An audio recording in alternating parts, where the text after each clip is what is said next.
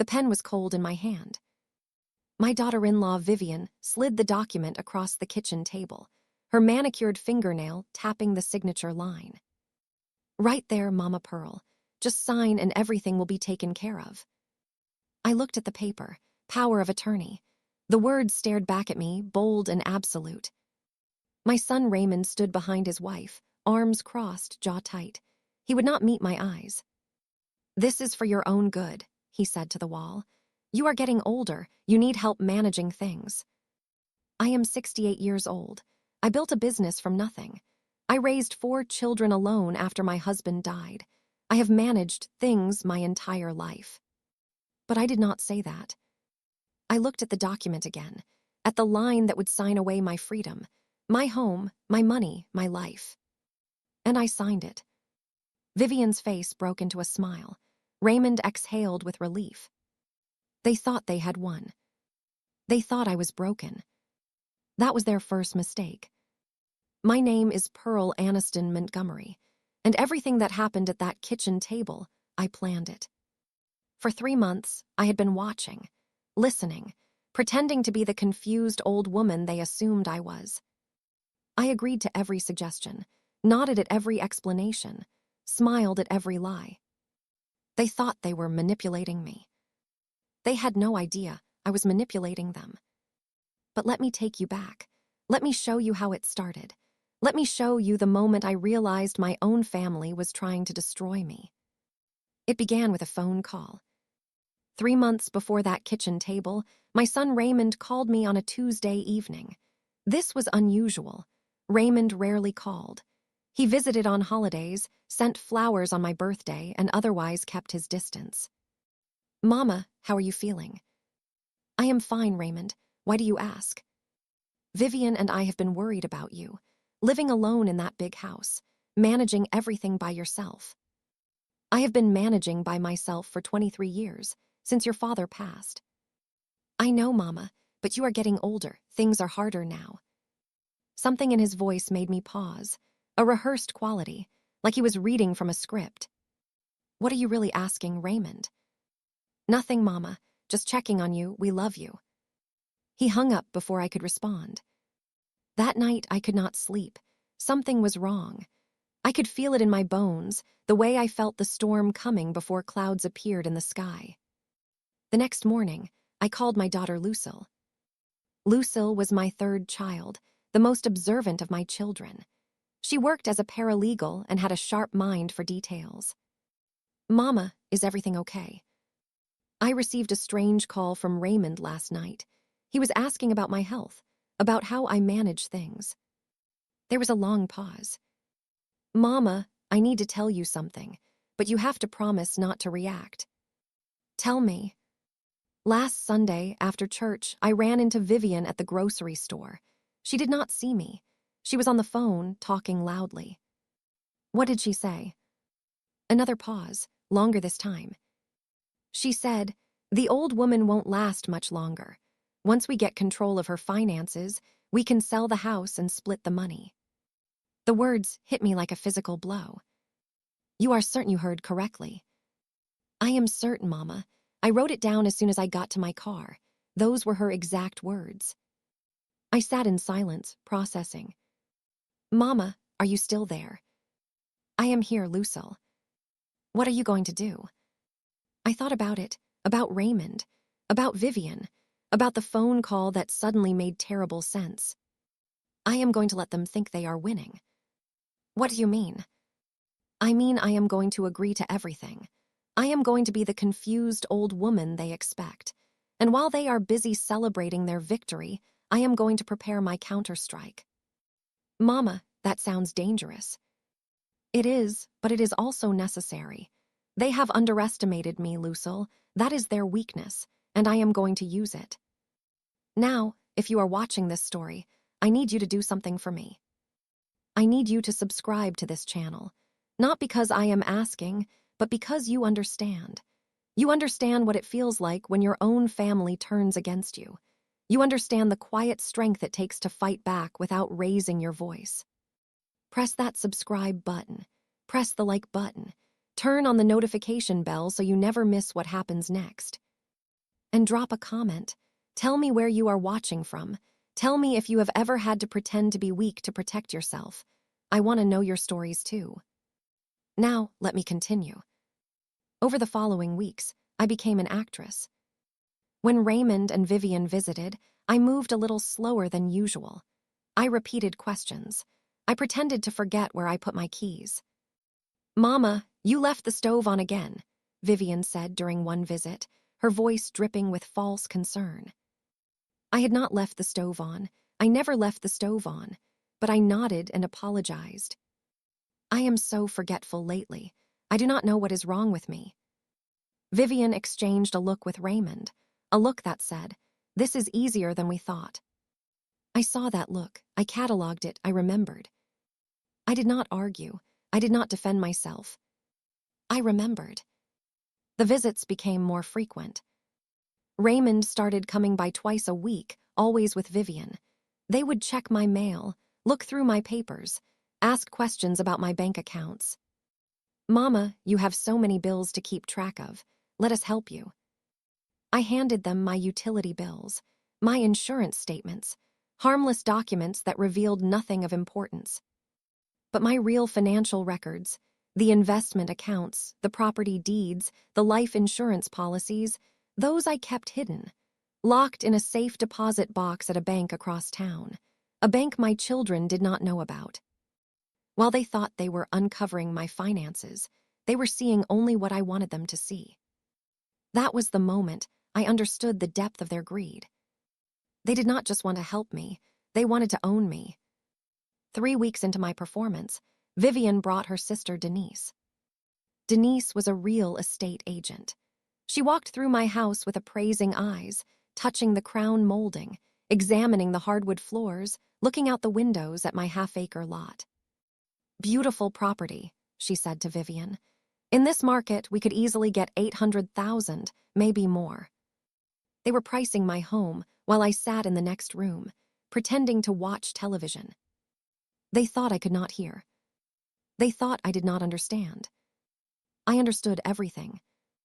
I heard Vivian whisper, "How soon can we list it after we get control?" Denise replied, "Give it 30 days after the power of attorney is signed. We don't want to seem too eager."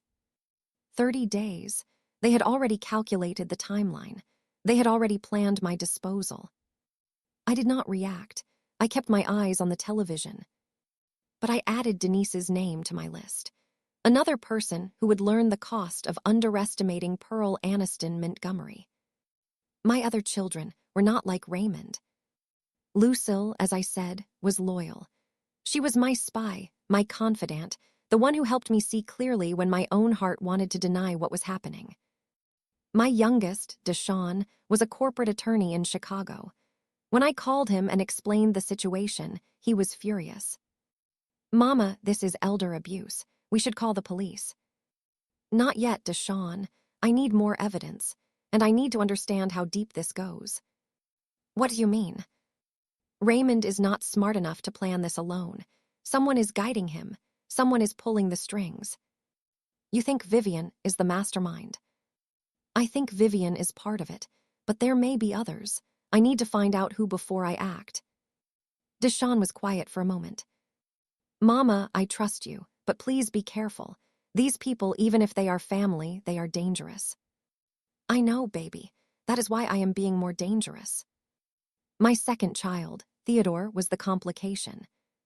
Theodore had always been close to Raymond. They were only 2 years apart, and they had that bond that comes from shared childhood. Theodore lived in the same city as Raymond and saw him regularly. I did not know whose side Theodore would choose. So I tested him. I called him one evening and mentioned, casually, that Raymond had been visiting more often. "That is nice of him," Theodore said. "He has been worried about you." "Has he? What has he said?" "Just that you have been struggling, forgetting things. He thinks you might need help managing the house." "And what do you think?" A pause. I think Raymond might be right, Mama. You are getting older. Maybe it is time to let the family help." My heart sank. Theodore had been recruited. He was on Raymond's side. "You may be right," I said, keeping my voice mild. I have been feeling overwhelmed lately. See, Raymond just wants what is best for you. I am sure he does.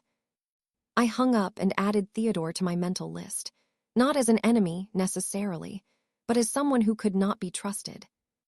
They thought time was on their side. They did not realize I was using that time against them. 6 weeks into my plan, Vivian brought the first set of documents. A financial planning questionnaire. She said it was to help them understand my situation better.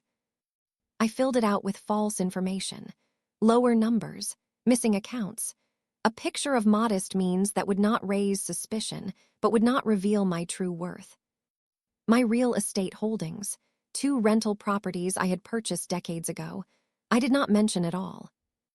My investment portfolio, built over 30 years of careful saving, I reduced it by 70% on paper. They thought they were seeing everything. They were seeing only shadows. Mama, this is very helpful, Vivian said, reviewing my answers. We had no idea your finances were so simple.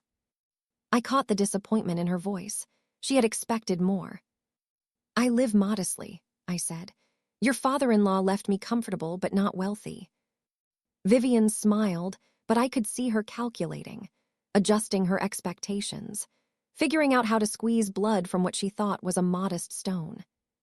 She had no idea the stone was actually a diamond, hidden, protected, waiting. 8 weeks in, Raymond sat me down for a serious conversation. Mama, we need to talk about the future. Of course, baby. What is on your mind? Vivian and we think it might be time for you to have some help, someone to manage your finances, someone to make decisions if you become unable to make them yourself. You mean power of attorney? Yes, it is just a precaution, a safety net, in case something happens. I pretended to consider it. And who would have this power? Me, Mama, your oldest son, who better to look after you. I looked at my son, this man I had raised, this man I had sacrificed for, this man who was sitting in my living room asking me to hand over my life so he could sell it for profit. I felt the betrayal like a knife in my chest. But I did not show it. That sounds reasonable, I said slowly. I trust you, Raymond. His face lit up with relief and triumph. Thank you, Mama. I promise I will take good care of you. The lie slid off his tongue so smoothly. He had practiced it, rehearsed it, perfected it. I smiled and nodded. And I thought, you have no idea what is coming. The day I signed the power of attorney, I was ready. What Raymond and Vivian did not know was that the document they gave me was not the only document I had signed that week. 3 days earlier, I had met with Deshawn's colleague, a lawyer named Patricia Whitmore. She specialized in elder law and estate protection. I signed a revocable trust that placed all my real assets, the house, the rental properties, the investment accounts, into a protected structure that Raymond could not touch. I signed a new will that removed Raymond entirely and divided my estate between Lucille, Deshawn, and my grandchildren. And I signed a limited power of attorney, one that gave Raymond authority over a single bank account containing exactly $15,000. The document Vivian placed in front of me at that kitchen table, it was worthless. It gave Raymond power over assets that no longer existed in my name. When I signed it, I was not surrendering. I was springing the trap. After they left that evening, I sat alone in my living room. The house was quiet. The sun was setting, casting long shadows across the floor. I thought about Raymond as a little boy, running through this very room, laughing, innocent. What had happened to that boy? When had he become this man who would steal from his own mother? I did not have answers. Maybe I never would. But I knew one thing. I was not going to let them win. They thought I had given up. They thought I was defeated. They thought the old woman had crumbled. They had no idea that everything they had worked for was about to collapse. And when it did, they would have no one to blame but themselves. 2 days after signing the papers, Vivian called me. Her voice was different, harder, less pretense of sweetness. Mama Pearl, Raymond, and I have been talking. We think it might be best if you moved somewhere more manageable. What do you mean? A nice, assisted living facility where you can be looked after properly. And what about my house? We would take care of it, rent it out maybe, use the income for your care. Rent it out. They would sell it the moment I was gone. I knew that. That sounds like a lot of work for you, I said mildly. We do not mind. Family takes care of family. The audacity of that statement, the sheer hypocrisy. I almost laughed, almost. Let me think about it, I said. Of course, take your time. But I heard it in her voice, the impatience, the eagerness. She wanted me out of this house as quickly as possible. She had no idea that this house was no longer mine to take. It belonged to the trust, and the trust answered to no one but me. That night, I received an unexpected visitor. There was a knock at my door around 8 o'clock. I was not expecting anyone. I looked through the peephole and saw a face I had not seen in over a year. My grandson Marcus, Raymond and Vivian's only child. I opened the door. Grandma Pearl, he said, his voice shaking. I need to talk to you. It is about my parents. I stepped aside and let him in. Marcus was 24 years old, a good boy, or so I had always thought. He had graduated from college 2 years ago but had struggled to find work. He lived at home with Raymond and Vivian. He sat on my couch, hands clasped together, eyes on the floor. What is it, Marcus? I know what they are doing. My parents. I know about the power of attorney. I know about the plan to sell your house. My heart was pounding, but I kept my voice steady. How do you know? I overheard them talking last week. They were celebrating, drinking champagne, talking about how much money they were going to make. He looked up at me, and I saw tears in his eyes. Grandma, I am so sorry. I should have told you sooner. I should have done something. I sat beside him and took his hands. Why are you telling me now? Because tonight I heard something else, something worse. What did you hear? Marcus swallowed hard. They are not just going to put you in assisted living, Grandma. They are going to have you declared mentally incompetent. They have already talked to a doctor, someone who will sign whatever papers they need. The room went cold. They are going to have me committed. Yes, and once you are declared incompetent, they can do whatever they want. Sell the house, empty your accounts, everything. I sat in silence, absorbing this new information. They were not just greedy, they were ruthless. They were willing to have me locked away, stripped of my rights, treated like a patient in my own life. But they did not know what I knew. They did not know about the trust, about the new will, about the trap that was already set. Marcus, I said quietly, I need you to do something for me. Anything, Grandma. I need you to keep pretending. Keep acting like you do not know anything. Keep being the loyal son they expect. Why? Because I have a plan, and I need someone on the inside. Marcus looked at me with new respect in his eyes. You already knew, didn't you, about what they were doing? I have known for 3 months. I have been preparing. Preparing for what? I smiled. It was not a warm smile. Preparing for the moment when they realize they have made the worst mistake of their lives. The trap was set. The players were in position. But there was still one piece of information I needed, the identity of the doctor who was willing to declare me incompetent. Because that doctor was about to discover that some old women do not go quietly. And some old women fight back in ways no one ever expects. Before I continue this story, kindly subscribe, turn on the notification bell, and tell me in the comments where you're watching from. Marcus left my house at 10 o'clock that night. Before he went, I gave him one instruction. Find out the name of that doctor, the one who is going to sign the papers declaring me incompetent. I need to know who I am dealing with. How do I find that out without raising suspicion? You are a smart young man, Marcus. You will figure it out. He nodded and disappeared into the darkness. I locked the door behind him and stood in my hallway, thinking. A doctor willing to sign false papers. A son willing to have his own mother committed. A daughter-in-law who had orchestrated the entire scheme. The betrayal was deeper than I had imagined. But I was not afraid. Fear is for people who have no plan. I had a plan. The next morning, I called Lucille.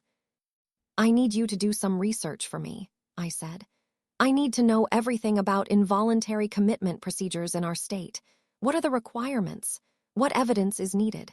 What are the legal protections for the person being committed?" "Mama, what happened?"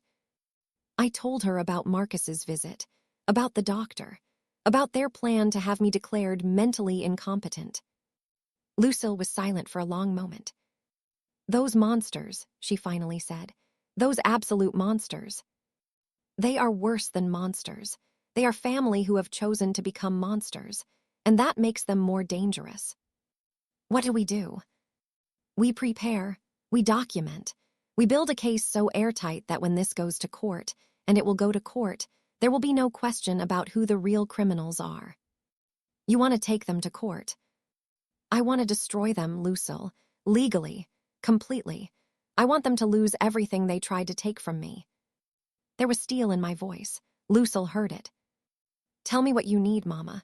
I will do whatever it takes." 3 days later, Marcus called me with information.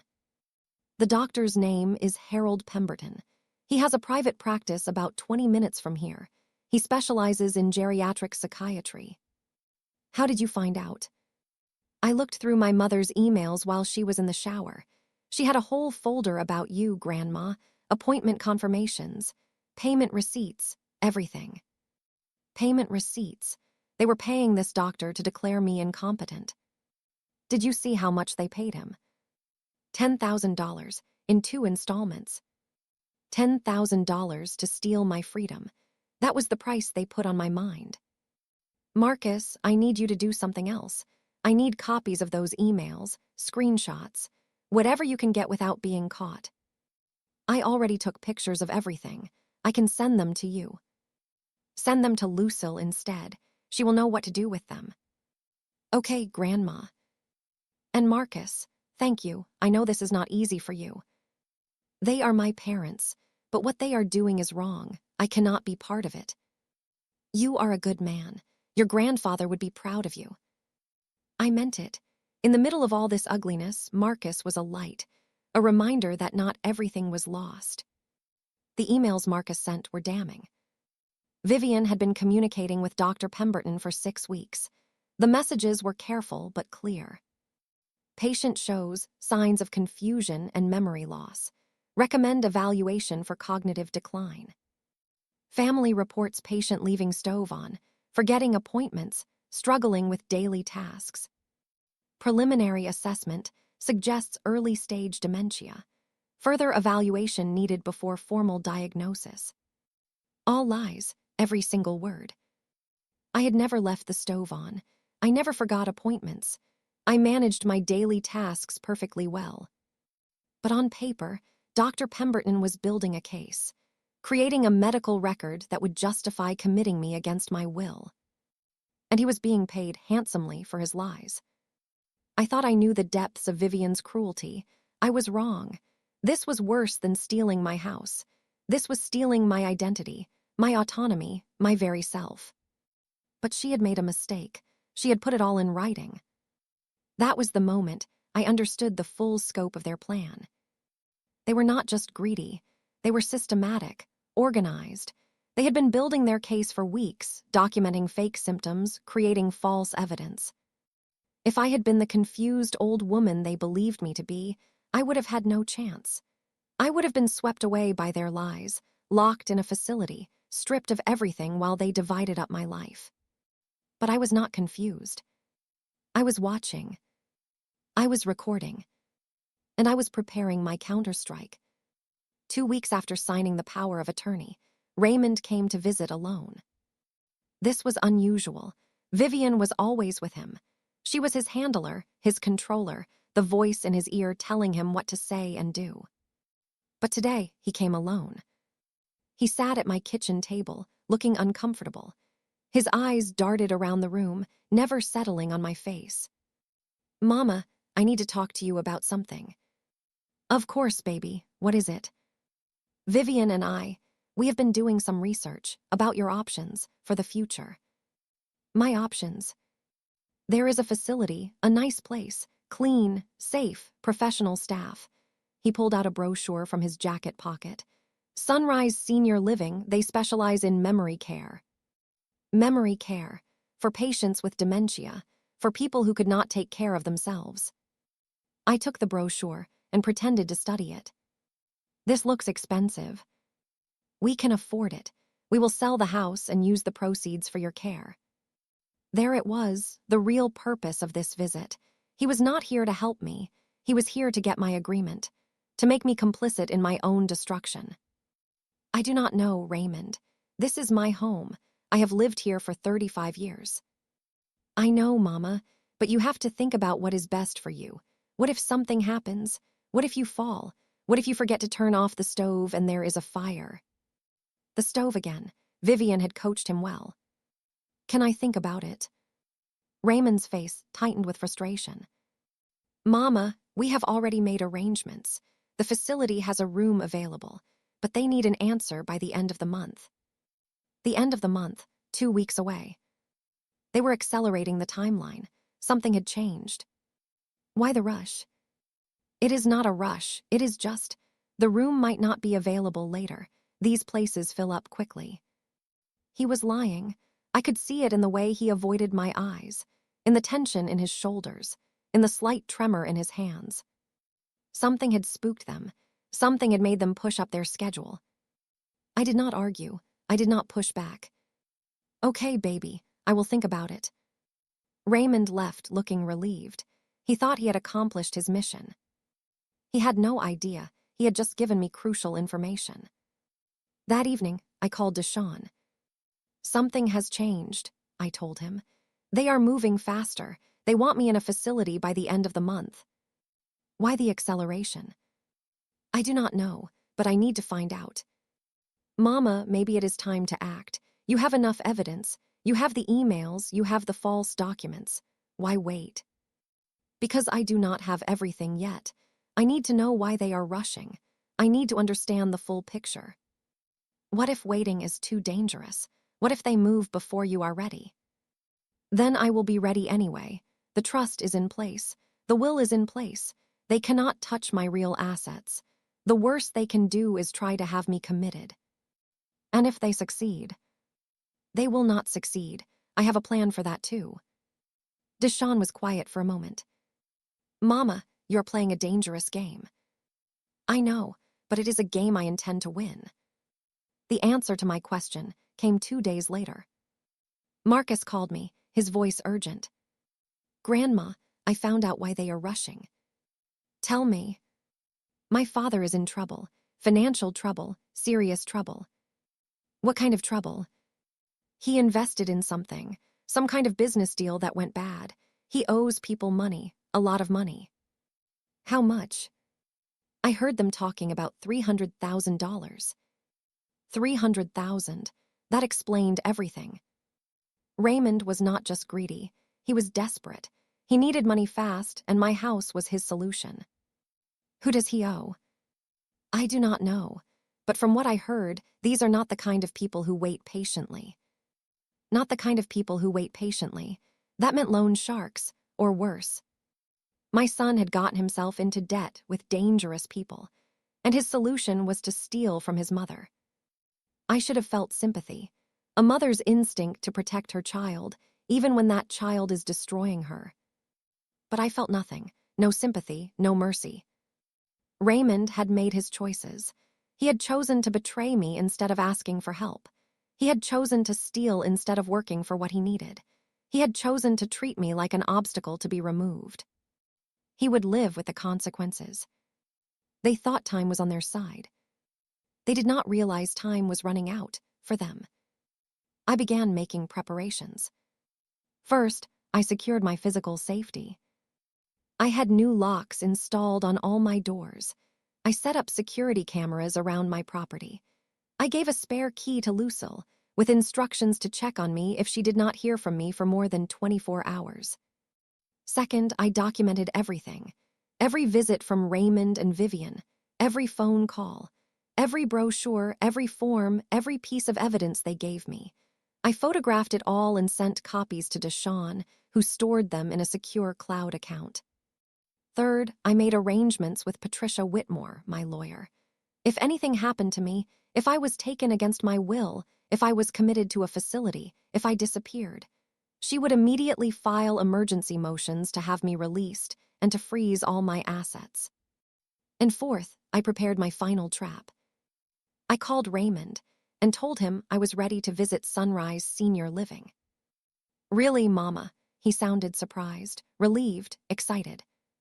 Yes, baby. I have been thinking about what you said. Maybe it is time. Maybe I do need more help than I realized. That is wonderful, Mama. I will set up a tour. Vivian will be so happy. I am sure she will, I thought. She thinks she is about to win.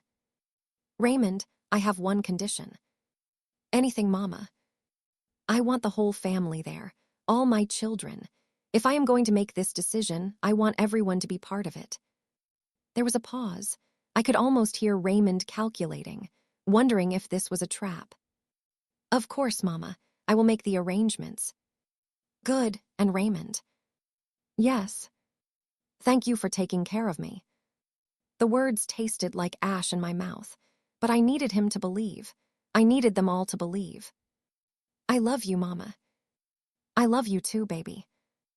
I hung up and sat in the silence of my living room. The game was almost over. The final moves were about to be made.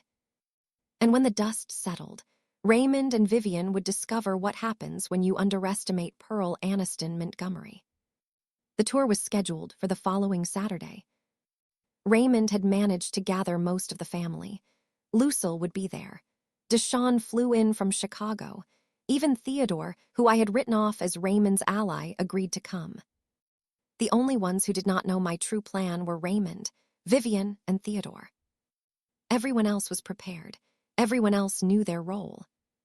The morning of the tour, I dressed carefully. A simple blue dress, comfortable shoes, my wedding ring and the pearl earrings my mother had given me decades ago. I looked in the mirror and saw an old woman, tired, worn, but not broken. Never broken. Lucille picked me up at 9 o'clock. Are you ready, Mama? I have been ready for months. Are you scared? No, I am angry, and anger is more useful than fear. She nodded and started the car. As we drove, I thought about what was coming. The confrontation, the revelation, the moment when Raymond and Vivian would realize they had been outplayed. I did not feel joy. I did not feel satisfaction. I felt only a cold, hard determination to see this through. Sunrise Senior Living was exactly what I expected. A clean, modern building surrounded by manicured lawns, cheerful staff in colorful scrubs, residents in wheelchairs, staring at televisions or being pushed along walking paths. A place where people came to wait for death. I would not be one of them. Raymond and Vivian were already there when we arrived. So was Theodore, looking uncomfortable. Mama, Vivian rushed over, her face arranged in a mask of warmth. You look wonderful. Are you excited to see the facility? Very excited, I said, matching her false enthusiasm. Deshawn arrived a few minutes later. He nodded at me almost imperceptibly. Everything was in place. The administrator, a woman named Janet Harper, gave us the tour. She showed us the dining room, the activity center, the medical facilities. She showed us a sample room, small but clean, with a hospital bed and a bathroom with grab bars. This would be Pearl's room, she said. We have it reserved for her. Reserved? They had already made the reservation. They were that confident. It is lovely, Vivian said. Mama Pearl, what do you think? I looked around the room, at the narrow bed, at the small window, at the emergency call button on the wall. It is very nice, I said quietly, but I have a question. Of course, Mama, Raymond said. Ask anything. I turned to face my family, all of them gathered in that small room. Raymond, Vivian, Theodore, Lucille, Deshawn. And I smiled. My question is for you, Raymond, and for you, Vivian. They exchanged glances. What question, Mama?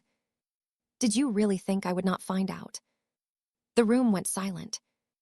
Raymond's face paled. Vivian's mask slipped, revealing the calculation beneath. Find out about what? Raymond asked, his voice strained. About the power of attorney that gives you control over a bank account with $15,000, and nothing else. What are you talking about? About the trust I created 3 months ago. The trust that holds my house, my rental properties, my investment accounts. The trust you cannot touch. Raymond's mouth opened and closed like a fish. About the emails between Vivian and Dr. Pemberton. The ones where she paid him $10,000 to declare me mentally incompetent.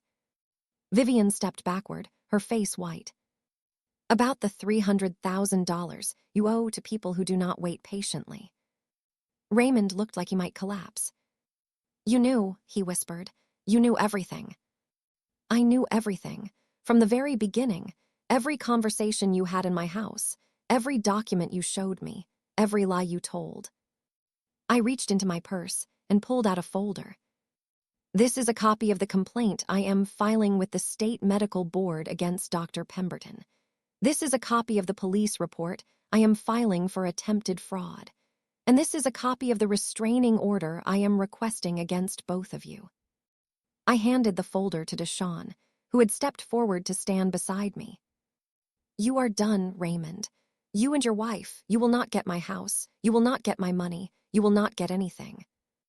Raymond's face contorted with rage. You cannot do this. I'm your son. You stopped being my son the moment you decided to steal from me.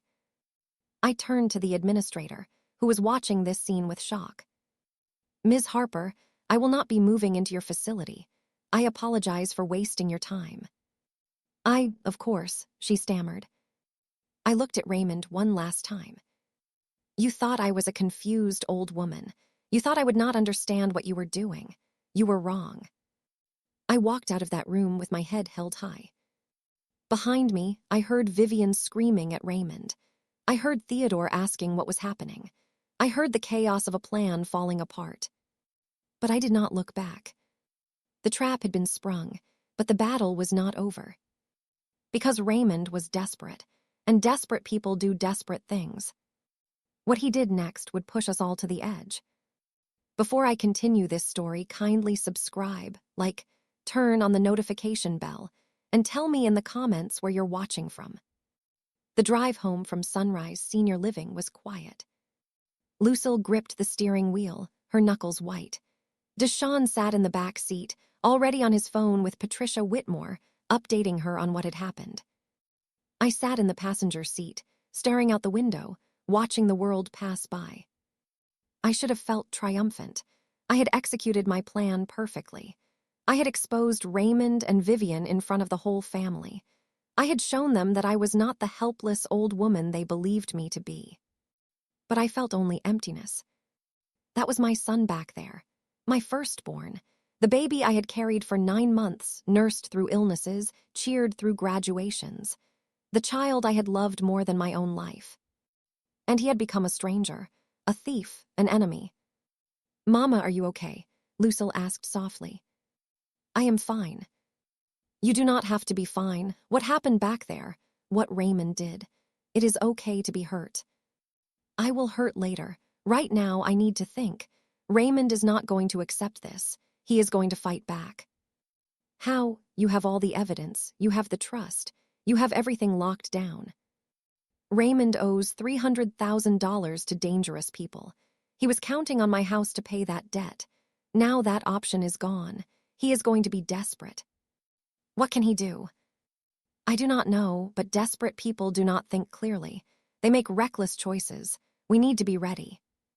My warning proved prophetic. That evening, my phone rang. It was Theodore. Mama, I need to talk to you. I am listening. I did not know. I swear to you, I did not know what Raymond and Vivian were planning. I thought they just wanted to help you. You thought sending me to a nursing home against my will was helping me. Theodore was quiet for a moment. I see now how stupid that sounds. I believed what they told me, that you were struggling, that you needed care. And you never thought to ask me, to talk to me directly.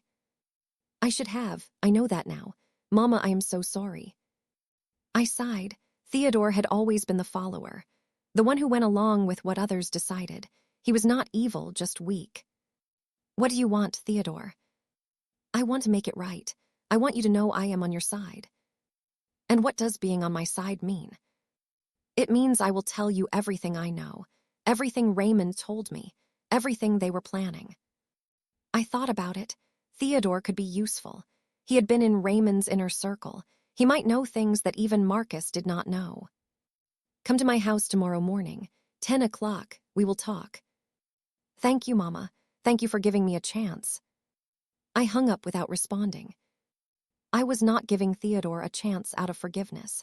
I was giving him a chance because I needed information. Trust was something he would have to earn, and I was not sure he ever could. Theodore arrived the next morning looking like he had not slept. His eyes were red. His clothes were wrinkled. He moved with the heavy steps of a man carrying a burden he could not put down. I sat him at my kitchen table and poured him coffee. Tell me everything. He did. He told me that Raymond's financial troubles were worse than I knew. The $300,000 was just the beginning. Raymond had also mortgaged his house to the limit, maxed out his credit cards, and borrowed from friends who were no longer speaking to him. How did he get into this much debt? A business deal, a real estate investment that was supposed to triple his money. He put everything into it. And it failed. Worse than failed. It was a scam. The people who sold him the investment disappeared with everyone's money. I shook my head. Raymond had always been ambitious, always looking for shortcuts, always chasing the easy path to wealth. And now that ambition had destroyed him.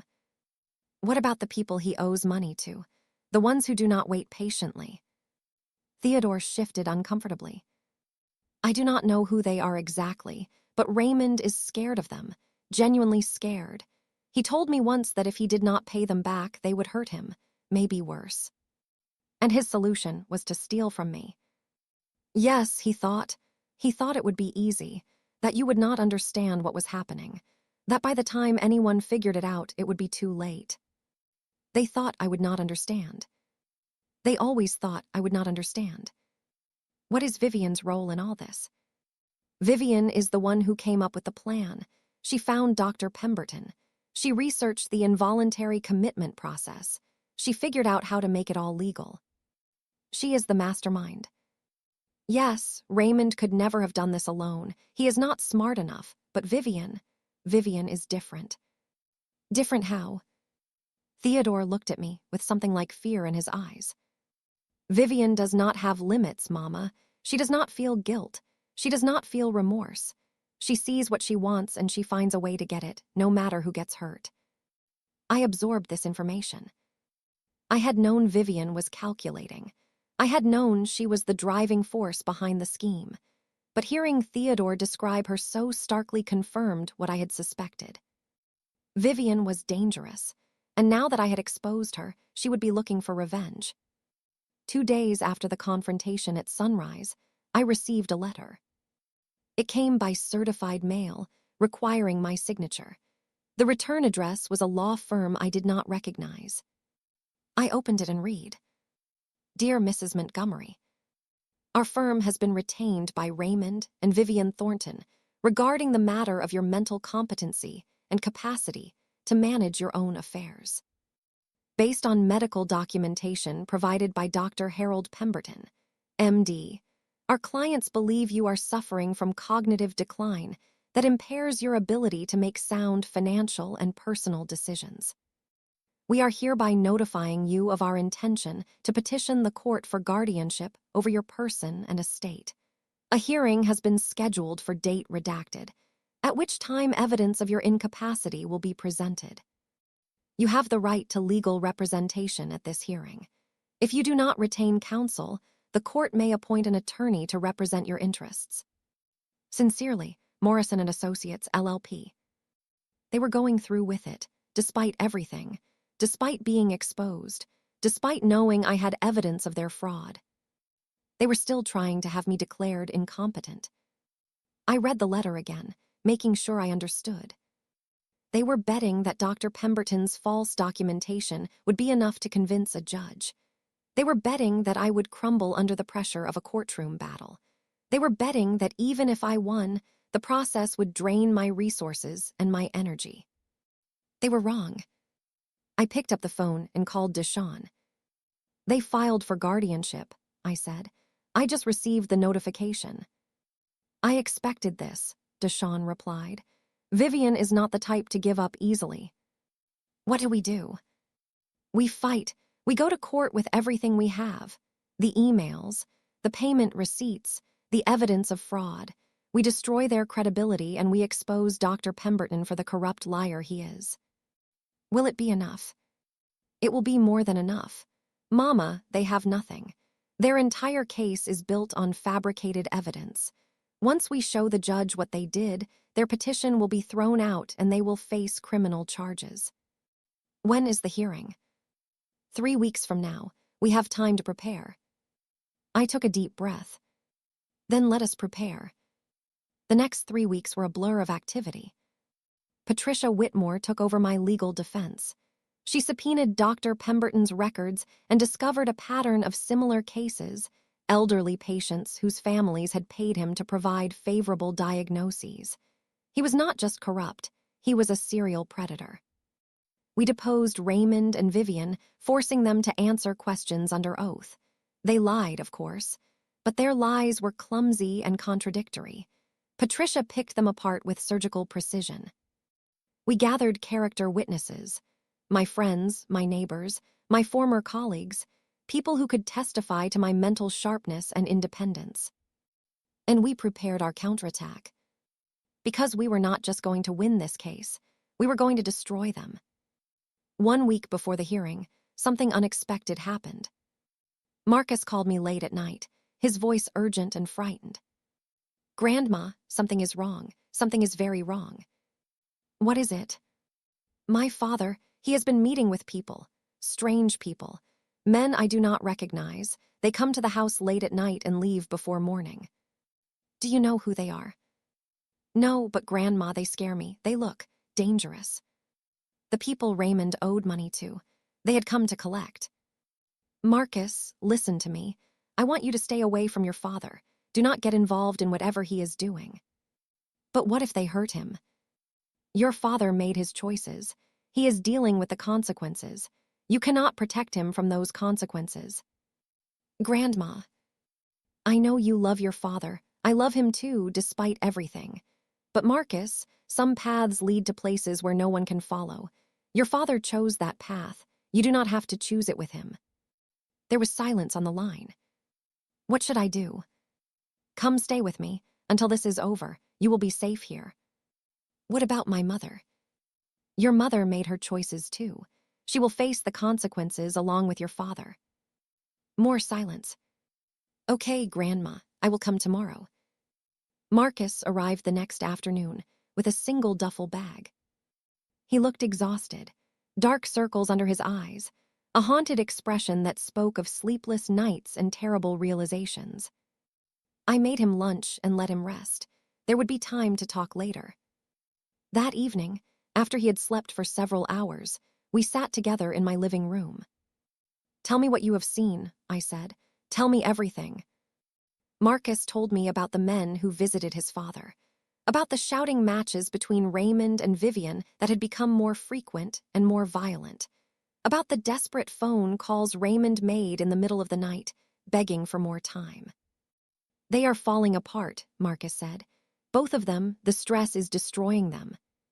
That is what happens when you build your life on lies and schemes. Eventually, everything collapses.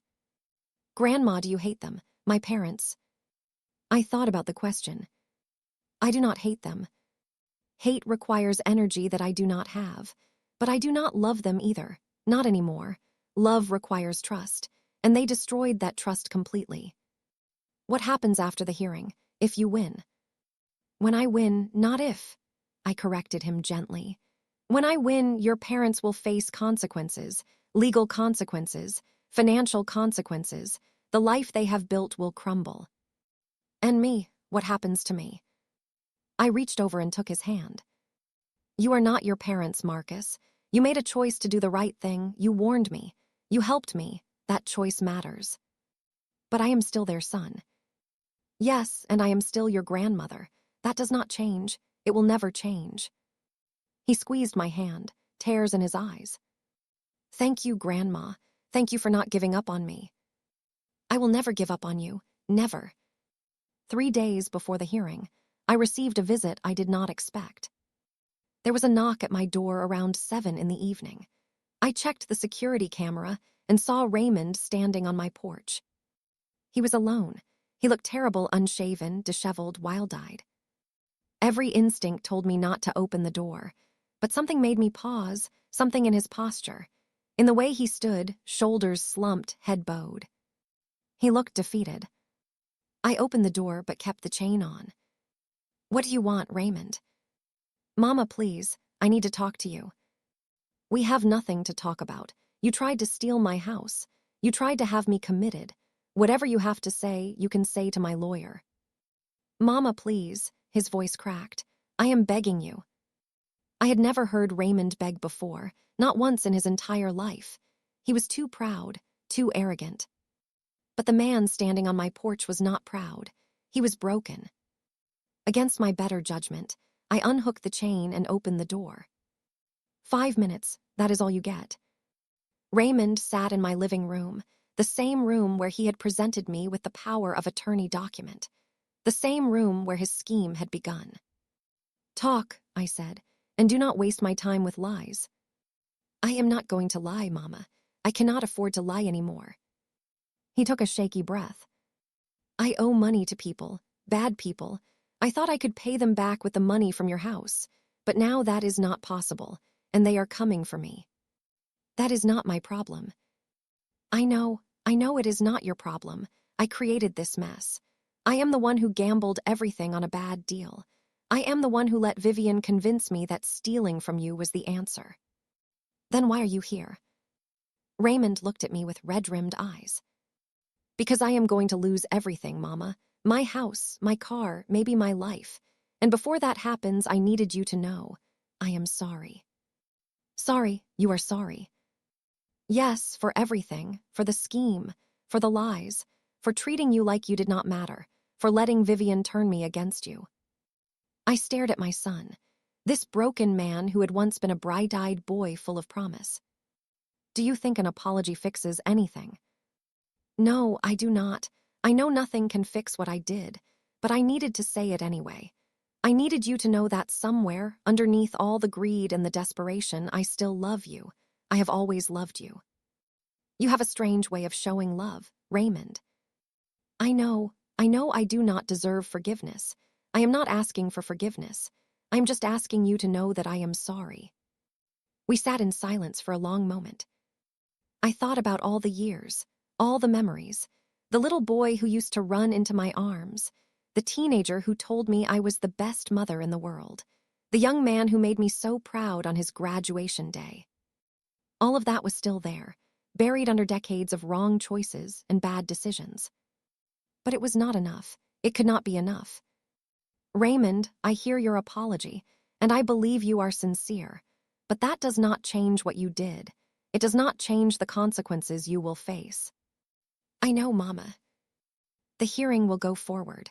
I will present my evidence, and when I win, you and Vivian will face the full weight of the law. I understand. If you truly want to make amends, tell the court the truth. Admit what you did. Take responsibility. Raymond was quiet for a long time. And if I do, will it make any difference? It will make a difference to your soul. Whether it makes a difference to your legal situation, I cannot say. He nodded slowly. I will think about it, Mama. He stood to leave, then paused at the door. Mama, whatever happens, thank you for listening. Thank you for not turning me away. I did not respond.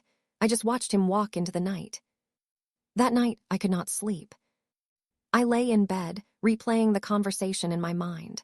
Raymond's broken voice, his apology, his admission that he still loved me. Was it real, or was it another manipulation, another attempt to soften me before the hearing? I did not know, and maybe I never would. But one thing I did know, the hearing was in 3 days, and when it was over, nothing would ever be the same. The courtroom awaited. The final battle was coming. But Raymond's visit had planted a seed of doubt in my mind. Was there still something worth saving in my son, or was he lost forever? The answer would come sooner than I expected, and it would change everything. The morning of the hearing, I woke before dawn. I lay in bed, watching the darkness slowly give way to gray light. My mind was calm. My heart was steady. I had prepared for this moment for months. I was ready. I showered and dressed carefully. A navy blue suit that Okonkwo had always loved, my pearl earrings, sensible shoes for walking into battle. I looked in the mirror and saw an old woman, 68 years of life etched into every line on my face, but my eyes were clear, my spine was straight, my resolve was unbroken. They had tried to destroy me. They had failed. Now it was time to show them exactly how badly they had miscalculated.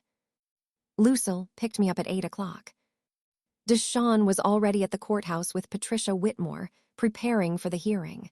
Marcus had wanted to come, but I told him to stay home. He did not need to witness what was about to happen to his parents. The drive was quiet.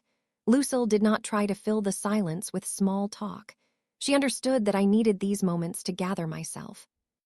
As we approached the courthouse, I saw news vans parked along the street, reporters with cameras.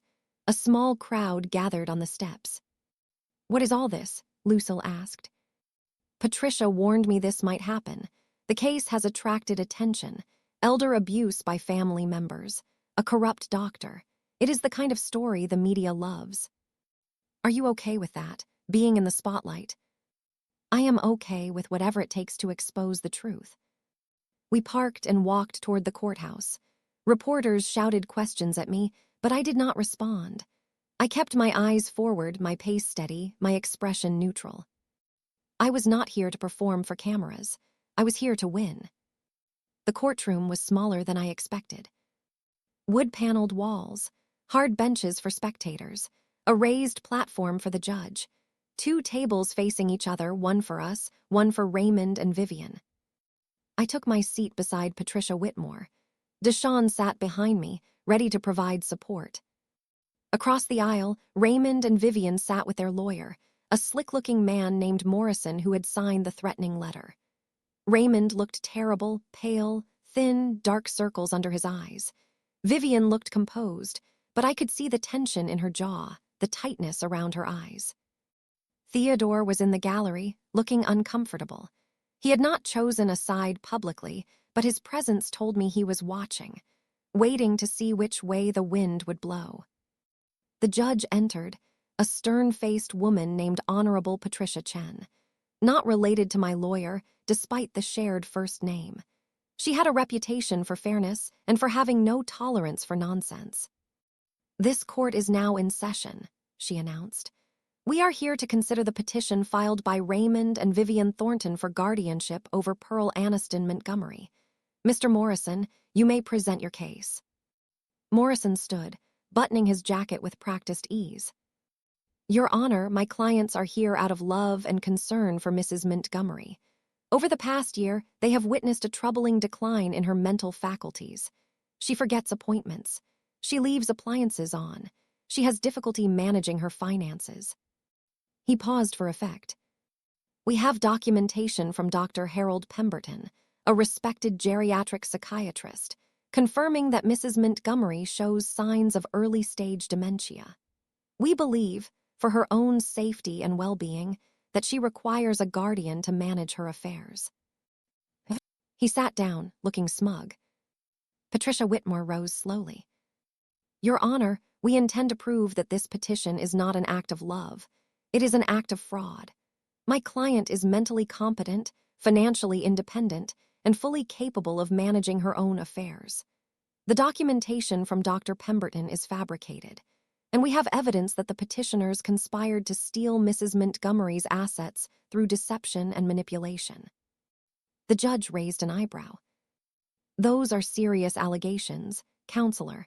I trust you have evidence to support them. We do, Your Honor, extensive evidence.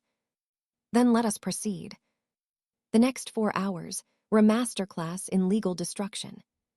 Patricia called witness after witness. My neighbors testified that I was sharp, active, and engaged in community life. My former colleagues testified that I had been an excellent nurse with impeccable judgment. My doctor, my real doctor, not the corrupt Dr. Pemberton, testified that my recent physical and cognitive evaluations showed no signs of decline. Then Patricia introduced the emails. The emails between Vivian and Dr. Pemberton, documenting their conspiracy. The payment receipts showing the $10,000 Vivian had paid for false documentation. The correspondence discussing how to make the commitment appear legitimate. Morrison objected repeatedly, but the judge allowed the evidence. With each document, I watched Raymond and Vivian shrink. Their confidence evaporated. Their composure cracked. By the time Patricia finished presenting the emails, Vivian was gripping Raymond's arms so hard her knuckles were white. But Patricia was not done. She called Dr. Pemberton to the stand. He had been subpoenaed and had no choice but to appear. He walked to the witness stand like a man walking to his execution. Dr. Pemberton, Patricia began, you provided documentation stating that Pearl Montgomery shows signs of early-stage dementia. Is that correct? Yes. How many times did you examine Mrs. Montgomery? Pemberton shifted in his seat. I reviewed her medical records. That is not what I asked. How many times did you personally examine Mrs. Montgomery? A long pause. I did not personally examine her. Murmurs in the courtroom. You did not examine her, yet you provided a diagnosis of dementia. How is that possible? I relied on information provided by her family. Information that you were paid $10,000 to convert into a medical diagnosis.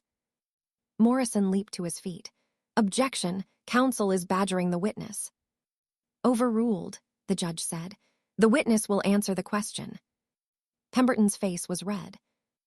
I was compensated for my professional time. $10,000 for a diagnosis you made without ever meeting the patient. That seems like more than compensation, Dr. Pemberton. That seems like bribery. I was assured the information was accurate. By whom?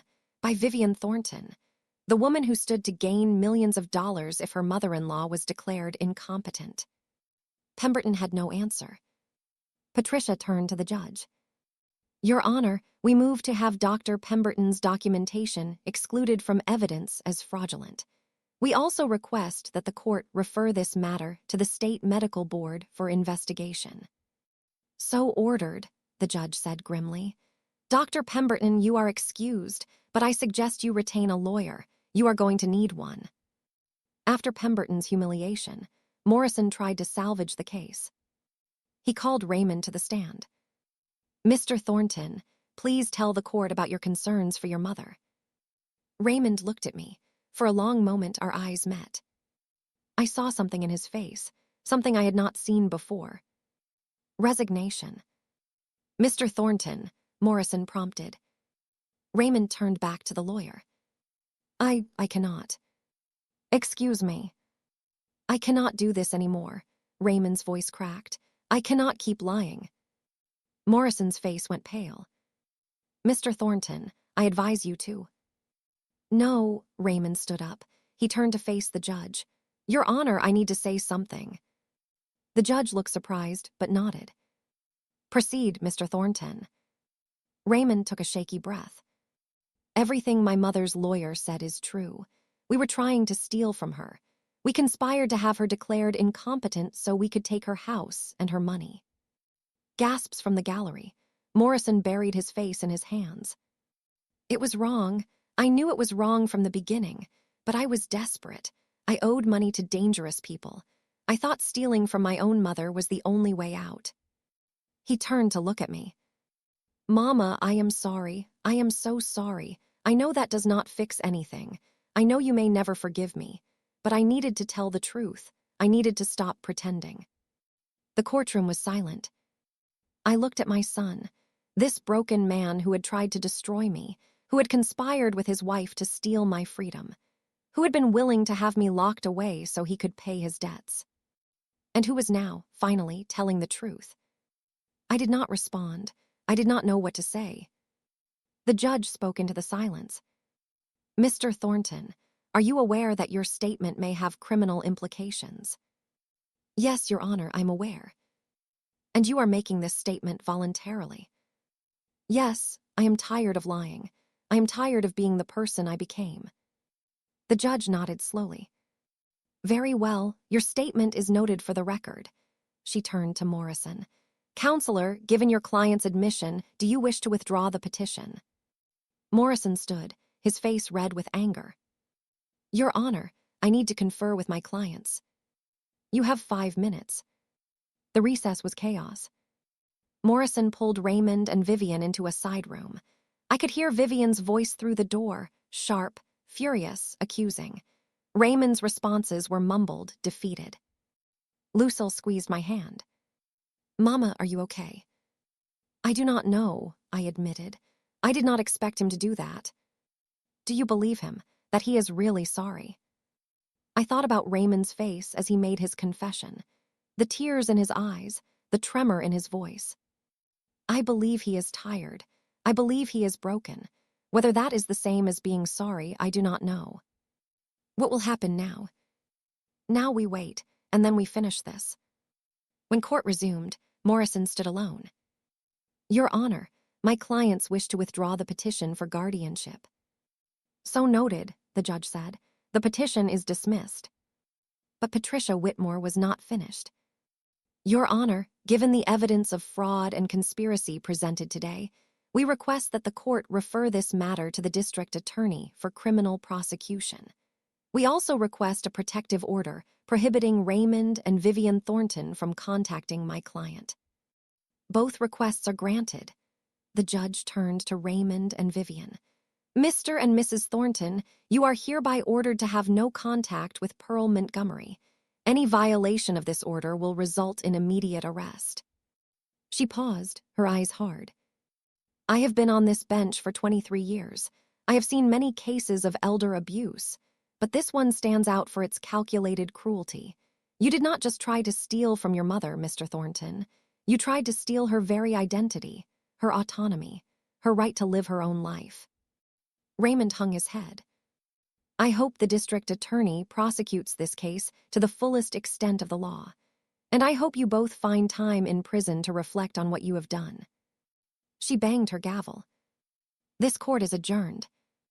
The aftermath was a blur. Reporters surrounded us as we left the courthouse. Patricia handled most of the questions while I walked silently beside her. Mrs. Montgomery, how do you feel about your son's confession? Mrs. Montgomery, will you press criminal charges? Mrs. Montgomery, do you have any message for other elderly people facing similar situations? I stopped walking.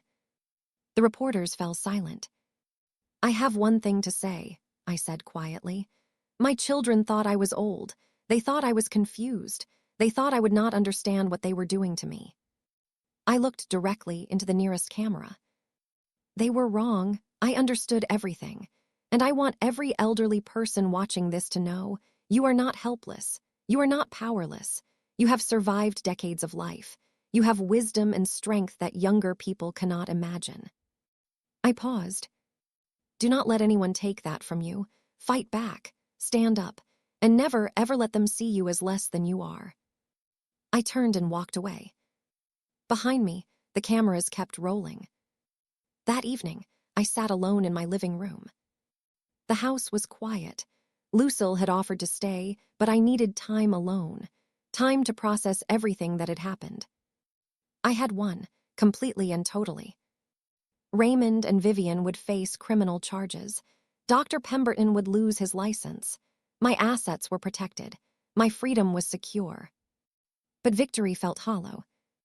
I kept thinking about Raymond's face as he made his confession, the defeat in his eyes, the brokenness in his voice. He was still my son, despite everything, despite the betrayal and the lies and the cruelty. He was still the baby I had held in my arms 68 years ago. He was still the boy who had run through these very rooms, laughing and playing. Where had that boy gone? When had he become the man who would steal from his own mother? I did not have answers. Maybe I never would. 3 days after the hearing, I received a phone call. It was from a number I did not recognize. I almost did not answer, but something made me pick up. Mrs. Montgomery, this is Detective Sarah Williams from the police department.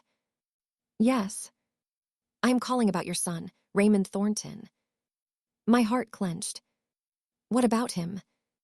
Ma'am, there was an incident last night. Your son was attacked. He is in the hospital. Attacked by whom? We believe it was connected to his debts, the people he owed money to. I sat down heavily. How bad is it? He is in serious condition but stable. The doctors expect him to recover. And Vivian? Mrs. Thornton was not present during the attack. She has not been seen since yesterday. Vivian had disappeared, run away probably, left Raymond to face the consequences alone. Somehow, that did not surprise me. Which hospital? Memorial General. But ma'am, given the circumstances, I need to ask, do you want to see him? I thought about that question. Raymond had tried to steal everything from me. He had conspired to have me locked away. He had betrayed me in the worst possible way. But he was still my son. Yes, I said, I will come. Raymond was in a private room on the 3rd floor. His face was bruised and swollen. His arm was in a cast. Tubes and wires connected him to various machines. He looked small, fragile, nothing like the man who had sat in my kitchen, smugly presenting documents for me to sign. I sat in the chair beside his bed. For a long time, neither of us spoke. Finally, Raymond opened his eyes. Mama, his voice was weak, raspy, you came. I came. Why, after everything I did? Because you are my son. That does not change. It will never change. Tears leaked from the corners of his eyes. I am so sorry, Mama, for everything. I was so stupid, so greedy. I let Vivian convince me that we deserved your money, that you were just an obstacle in our way. Where is Vivian now? Gone. She left the night before the attack, took what money we had left and disappeared. Do you know where she went? No, and I do not care. She was never really my wife, Mama. She was just using me to get to you. I thought about Vivian, the cold calculation in her eyes, the way she had orchestrated everything. She will be found. The police are looking for her. I hope they catch her. I hope she faces everything she deserves. We sat in silence again. Mama, what happens now? Now you heal, and then you face the consequences of what you did. I know, I am ready. I deserve whatever comes. Yes, you do. I paused. But Raymond, I want you to know something. What? I have decided not to pursue criminal charges against you. His eyes widened. What? Why? Because you told the truth. In that courtroom, when it mattered most, you finally told the truth. That counts for something. But after everything I did, you will still face consequences. The district attorney may still prosecute. You will have to rebuild your life from nothing. But I will not be the one who sends you to prison. Raymond broke down completely. Sobs racked his broken body. I do not deserve this, Mama. I do not deserve your mercy. No, you do not, but I am not giving you mercy for your sake. I am giving it for mine. I cannot carry hatred for the rest of my life. It is too heavy, too exhausting. I reached out and took his hand. I am not forgiving you, Raymond. Not yet, maybe not ever. But I am letting go of the anger. I am choosing to move forward. Thank you, Mama, thank you. Vivian was caught 3 weeks later. She had fled to Florida, where she was living under a false name. But Patricia Whitmore had hired a private investigator who tracked her down. She was arrested and extradited back to our state. She faced charges of fraud, conspiracy, and elder abuse. At her trial, I testified against her. I told the court about the scheme, about the emails, about Dr. Pemberton, about everything she had done. Vivian tried to blame Raymond, tried to claim she was a victim too, but the evidence was overwhelming. She was convicted on all counts and sentenced to 15 years in prison. When the verdict was read, she looked at me with pure hatred in her eyes. I looked back without flinching. You tried to destroy me, I thought, but I am still here, and you are going away forever. Dr. Pemberton lost his medical license. The state medical board found him guilty of fraud and unethical conduct. He was also criminally charged and pleaded guilty to avoid trial. He served 2 years in prison and was released as a disgraced man with no career and no reputation. I never saw him again, and I never wanted to. Raymond recovered from his injuries. The district attorney, after reviewing the case and considering Raymond's cooperation, agreed to a plea deal. Raymond pleaded guilty to conspiracy and received 5 years of probation and community service. It was a light sentence for what he had done, but I did not object. He had told the truth when it mattered. That counted for something. He lost everything else. His house was foreclosed. His cars were repossessed. He declared bankruptcy and had to start over from nothing. But he was alive, and he was free. We did not have a close relationship after that. Too much had happened. Too much trust had been destroyed. But we stayed in contact. Occasional phone calls, birthday cards, a visit every few months. It was not forgiveness. It was something smaller, something more fragile. It was a beginning. Marcus came to live with me. He had no interest in rebuilding a relationship with his mother, and his father was in no position to provide for him. I gave him the spare bedroom, helped him find a job, supported him as he went back to school to finish his degree. He was a good young man. He had made the right choice when it mattered most. And he reminded me that not everything was lost, that even in the midst of betrayal there was still hope, still love, still family. 1 year after the hearing, I celebrated my 69th birthday. It was a small gathering. Lucille, Deshawn, Marcus, Theodore, who had finally chosen a side and proven himself trustworthy. No Raymond, not yet, that wound was still too fresh. We sat in my living room, eating cake and laughing and telling stories.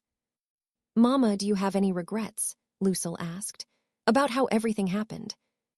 I thought about it. I regret that it happened at all.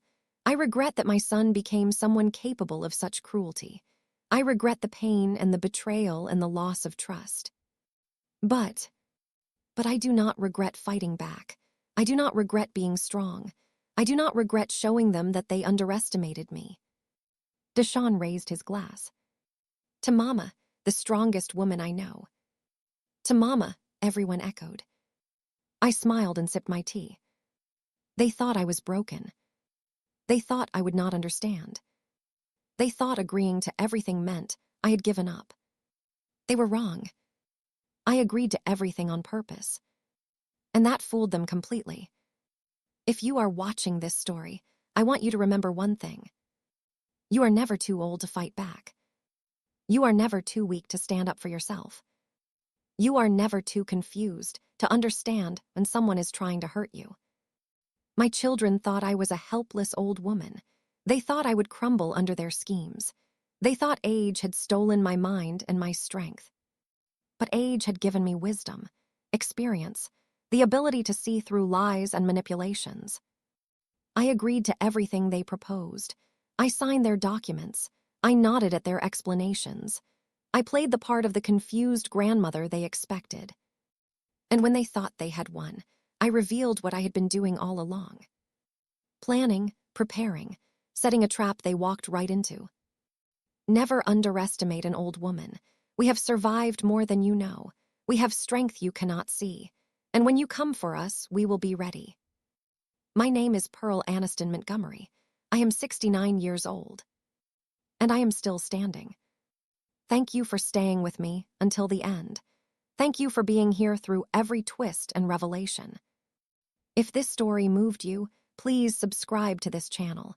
Press the like button. Turn on the notification bell so you never miss another story. And drop a comment. Tell me where you are watching from. Tell me if you have ever had to fight back against people who underestimated you. I want to hear your stories. I want to know that I am not alone. Because none of us are alone. We are all connected by our struggles and our strength. Until next time, take care of yourselves. Stand up for yourselves. And never, ever let anyone tell you that you are too old or too weak to matter. You matter. You always will. This is Pearl Aniston Montgomery. And my story is finally complete.